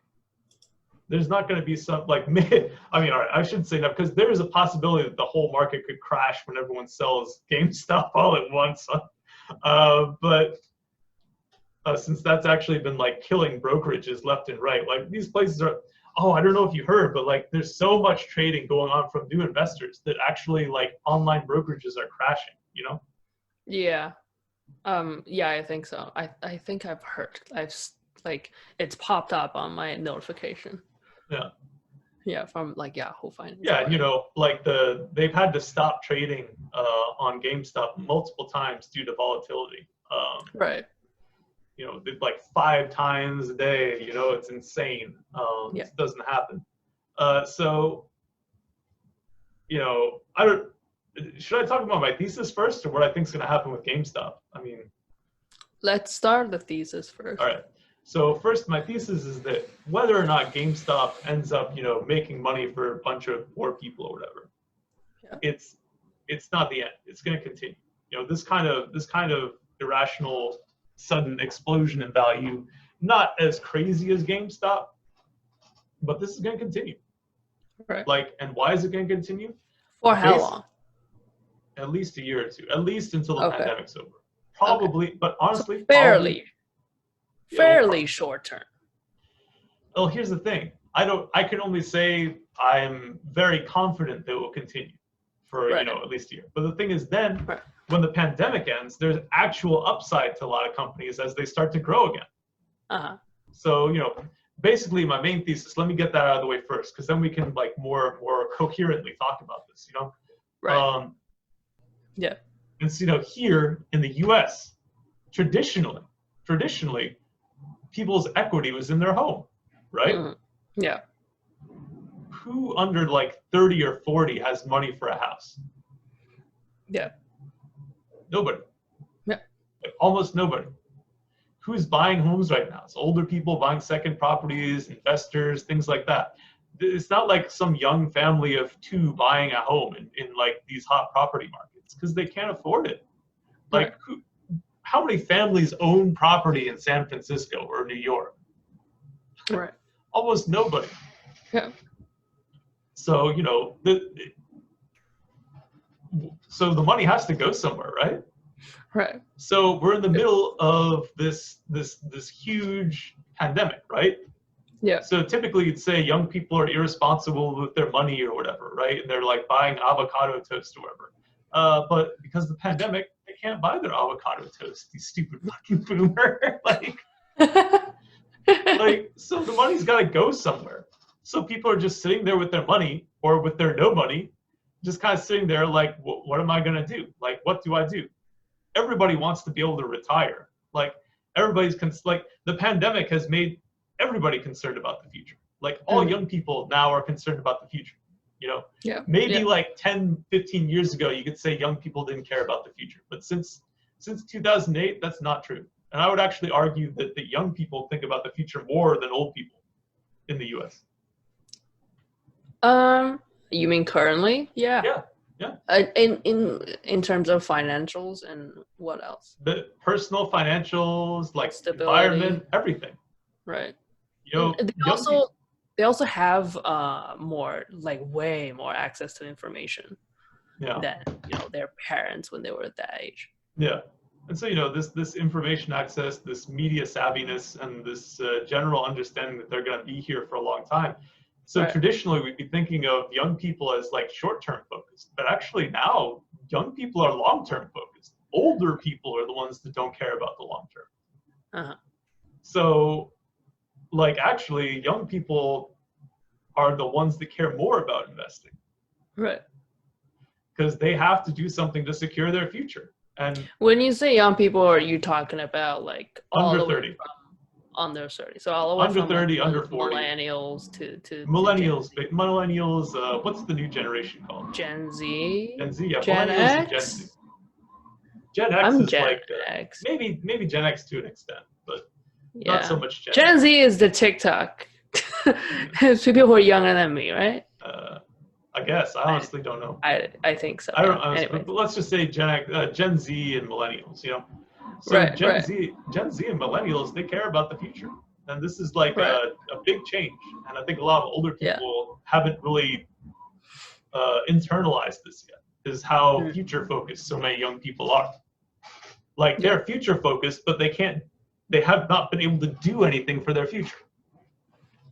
Because they either don't have spare money, they don't have, X or Y or Z. Lots of them are living with their parents. They can't build equity through a home.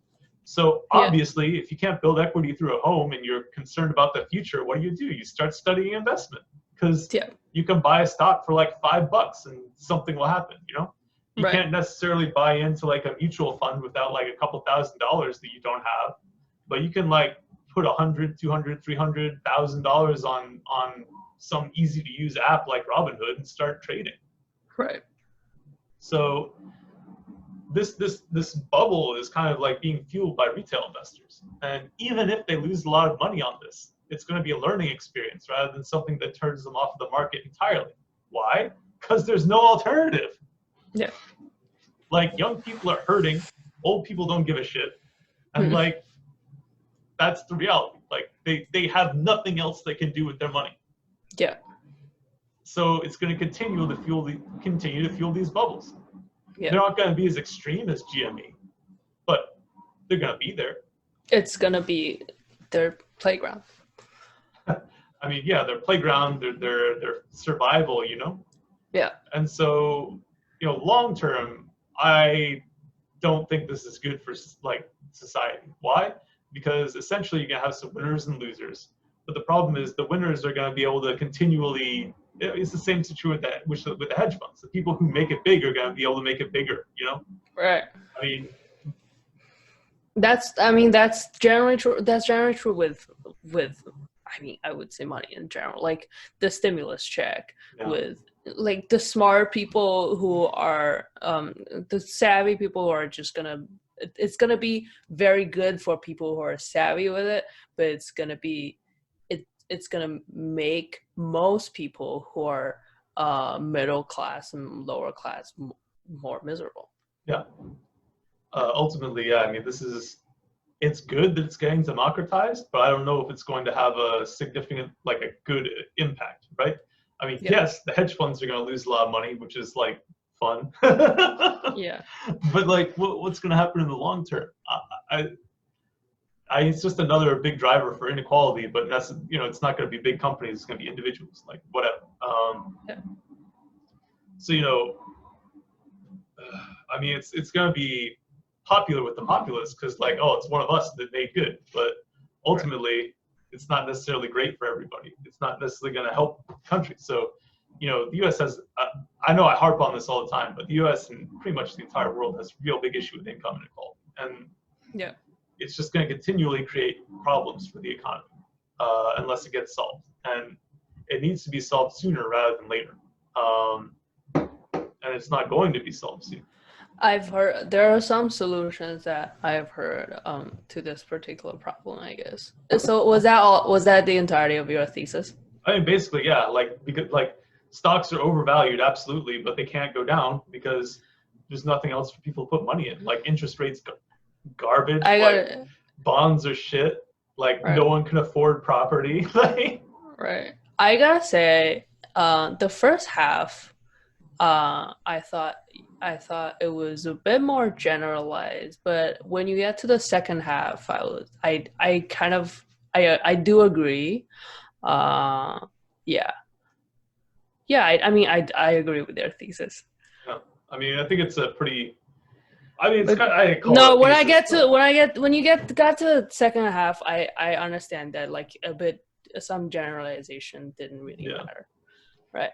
I mean, it's not like some groundbreaking thing, and I'm sure a lot of firms realize this, but it's just the reality that's going to be with us for at least a year or two. Of course, I agree. And, the thing is, even if GameStop crashes and people lose an amazing amount of money, the FOMO is still going to be there. The fear of missing out. Yeah.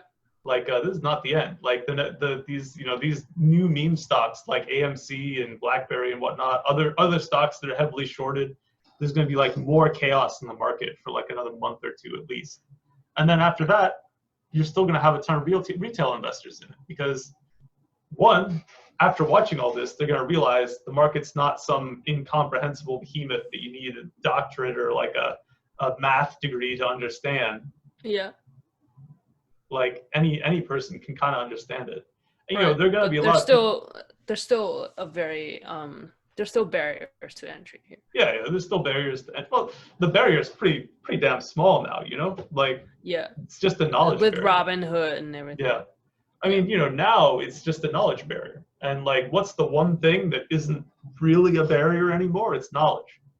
When you can watch and get basically the equivalent education of a bachelor's degree from MIT just with free online videos, I don't think it's fair to say there's a knowledge barrier anymore. Yeah. That's just not a thing. People can learn. People with lots of time and nothing to do and paranoia will learn. Right. Particularly when it's something that's super, easy to understand, like general investing. Not everybody's been getting into options, but again, you don't need that many people to get into options to distort stock price. Right.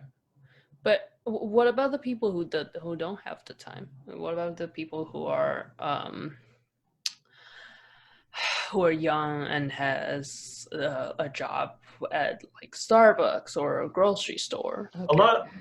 The joke is a lot of these investors are not necessarily educated. They are doing these these low income things. But look, like the reality is they're willing to make these risky bets like calls because ultimately, like, what's the worst that could happen to them? They have no money.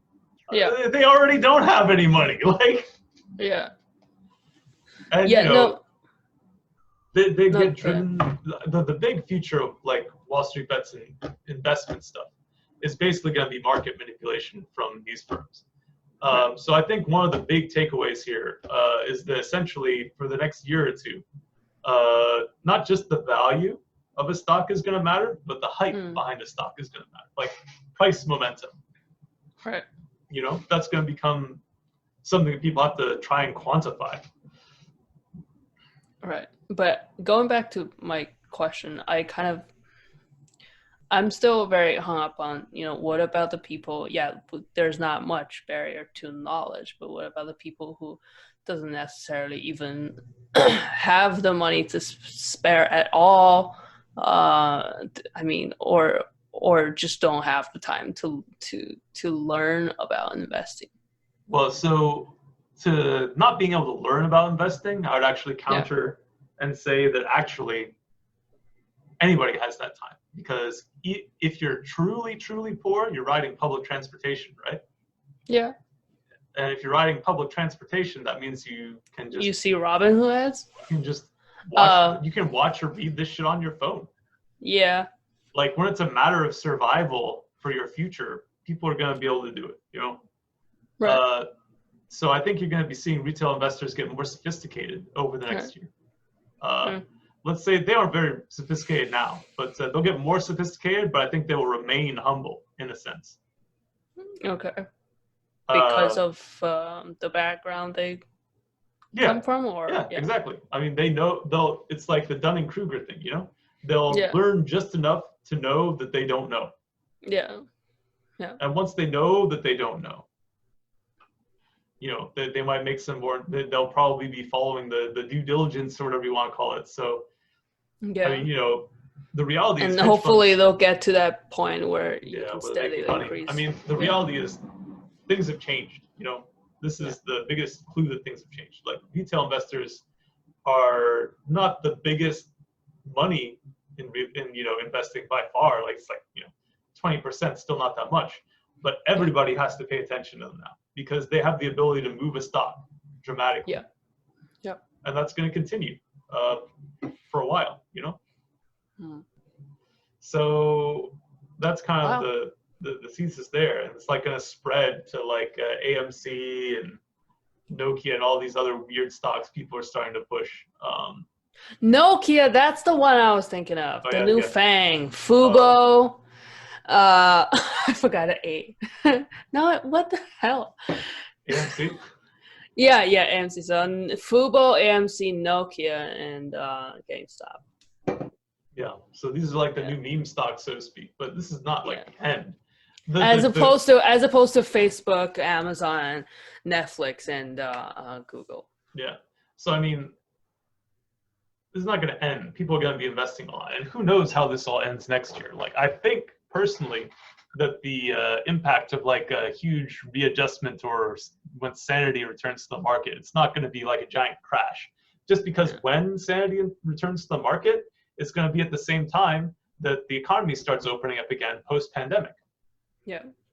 So I don't think there's going to be a huge crash, you know, knock on wood, but honestly, who knows? The reality is no one can say for sure. The only thing you can say for sure is that retail investors are going to continue to invest because they have no other options. Right. Like maybe if every single mutual fund gets rid of their like minimum buy-in or whatever, then things will change and also allow people to easily deposit and withdraw their money. But unless that happens, not very likely to. Yeah. Unless that happens, things are just going to continue with this kind of insanity, which is maybe it's good for people in the long run. I honestly don't know. No one really knows. And no one can make a call like that. If 2020 taught us anything. Yeah. If 2020 told us anything, traditional logic is gone, you know, because humanity is now adjusting to the information age. Like we say that the information age changed things in the past, but we like act like it's not continually changing things. It's still changing things. We're still evolving. like, like for instance, traditional colleges, what's going to happen post-pandemic? Do people still have the same respect for a traditional degree? Right. Do you still need a traditional degree? Yeah. Is there going to be a crash in education? Who knows, Yeah. Wow. Wow. So we'll see what happens then. What do you think is going to happen? Like, I got my own opinion, but I'm kind of curious what you would think, because I think you're a better predictor of like what the average person who might be buying in right now would say, just because this kind of like all took you by surprise since you don't follow Wall Street bets as closely. Yeah. I don't know. I do agree with what you said about how the short squeeze might not actually happen. I'm hesitant to make any prediction right now. I would be it would be very exciting to see it go past 1,000. Yeah. No. Oh, Jesus, my light keep going out. That's okay. It's good. It's like relaxing. It's daytime over here, so it can be like the end of the podcast. The lights dim. Yeah, almost the soft jazz starts playing. Oh, yeah. Podcast end. Have a good night, everybody. Kenny Rogers. Yeah. Well, I don't know about Kenny Rogers, but anyway, yeah. For me, it's definitely going to continue to rise. Thursday.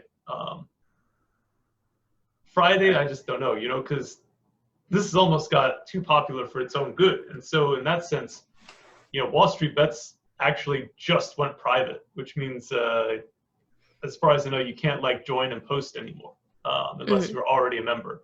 Yeah. So, there are tons of brokerages that are having this issue. So, you ask me about my opinion of what's going to happen. Retail investors are going to get screwed. There's no question. I believe in the diamond hands. I believe that it's going to go up in value. Yeah. The problem is that everybody's going to try and sell at once. Mm-hmm. Or, all around the same time. What's that going to do? Trading's going to stop like 6 times. Maybe more. It's going to be a nightmare to try and sell because there's going to be so many people selling at once. Yeah. It's going to overload every brokerage. Every single brokerage. Reddit's actual servers are dying because Wall Street Bets was having so many posts. Yeah. This is like one of the largest sites on the internet. So I'm worried what's going to happen to retail investors, not because this was a bad idea in the sense that this isn't going to happen. The price is going to go up, and it's going to go up on Friday. And, depending on what happens with all these calls and shorts that have to get closed on Friday, it might really shoot up. But are you going to be able to sell? Yeah. I don't know. This might be like a giant nightmare for the people who bought in at the high prices. But, ultimately, I think a lot of people will be happy just as long as the bankers lose money. But, this isn't going to be free money for the people who close out late, on Friday or Saturday. That's kind of sad because I'm sure some people who don't really understand what's going on are going to lose a lot of money. Yeah. There's really nothing anybody can do at this point. This is become its own beast. So in a perfect world where the servers don't crash, this would be amazing for the people. Yeah. But actually, Robinhood has one of its chosen market maker is actually one of the people who's been lending money to these shorts, the people shorting. So Robinhood's brokerage might mysteriously collapse during the price run up.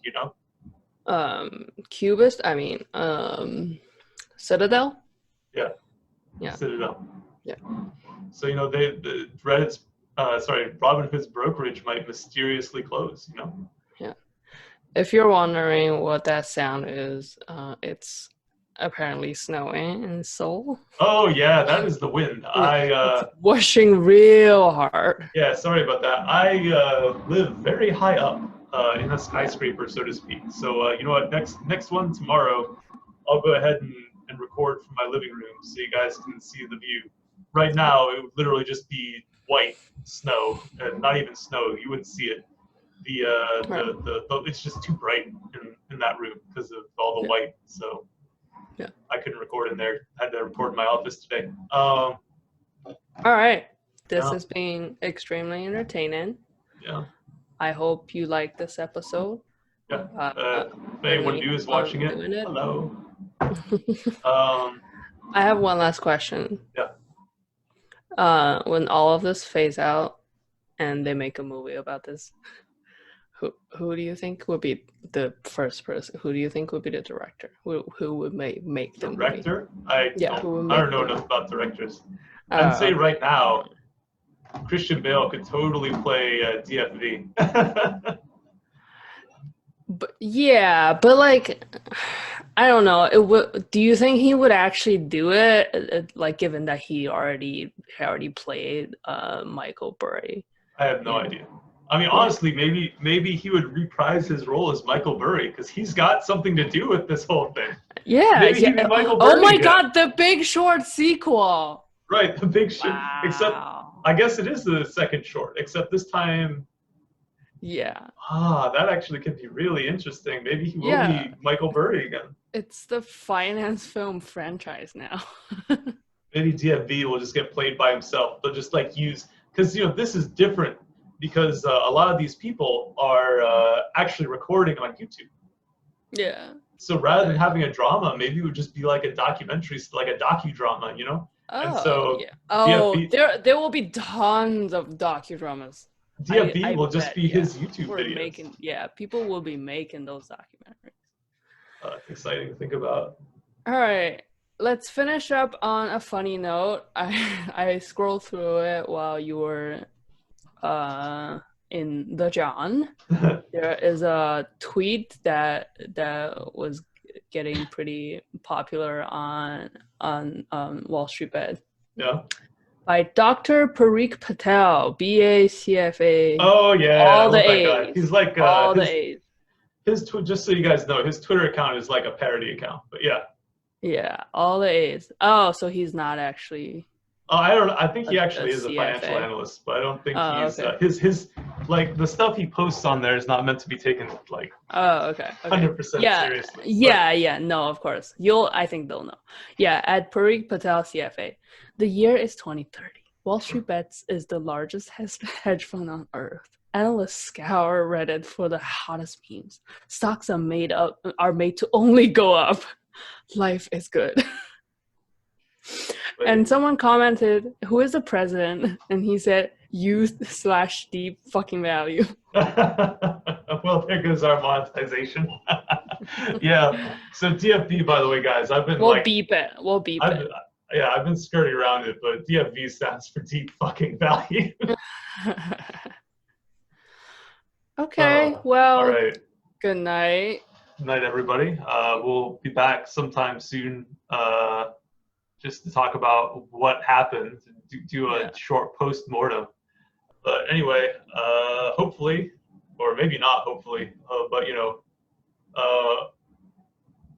hopefully we can go back to talking about like less insane social issues soon. Or maybe we should continue talking about how about those mittens? Bernie, how about those mittens? Yeah, the Bernie mittens. There's so much to talk about, politics, economics, vaccine rollout, new variant. So hopefully we can at some point we can talk about that. But this is just such a weird big issue that you have to talk about it, Yeah. Also very exciting. I mean. Yeah, actually I'm up every day. I'm up every night till market close just watching this stuff and reading memes just because it's so exciting. I'm sure I'm killing my health by getting like 5 hours of sleep a night, but it's your game. It's your Game of Thrones. Yeah, that's right. It's new Game of Thrones. I've gotten more entertainment out of this whole situation with my like relatively low buy-in than I have gotten out of like any game or movie I have ever bought or played. Like this is just so much fun. Oh yeah. Really? So much fun to read about. Like. Oh my God.